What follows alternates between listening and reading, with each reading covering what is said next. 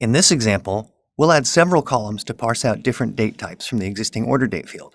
This can be helpful if you need to identify the day of the week or spell out a date, such as Monday, January 15th. First, select the order date column, then go to Add Column, Column from Example, from Selection.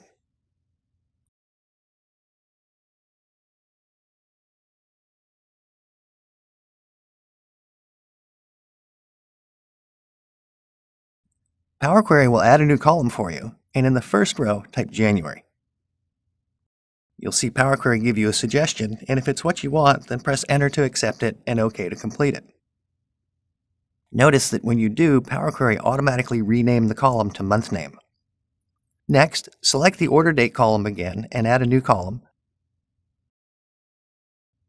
Then type Day and select Monday from the list. Power Query will fill the column with day names and rename the column Day Name. Finally, we'll do a more complex transformation where you'll actually teach Power Query what you want. Select the order date column again and add a new column. Then type Monday, January 15th, 2018, which corresponds with that row's date, and press Enter.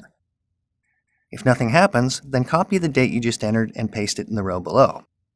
This time, Power Query has determined that I want to do something with the order date, but not what. So press Enter, then go to the third row and enter Saturday, January 20, 2018. Power Query fills in the date pattern I want, but the dates aren't quite correct, so we need to teach it just a little bit more. In this step, double-click the fourth row and replace January with February.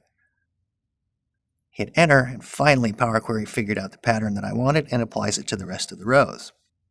Will you have to go to this extent all the time? No, but now you know that you can teach Power Query to recognize patterns when you need it. From here you can go to Home, Close, and Load, but you might also want to change the header row because Power Query didn't quite figure that one out. I'm just going to name it Custom Date, but you can do anything that you want. Next, we'll continue working with columns and create a conditional column where you'll tell Power Query to do something only if your condition is met.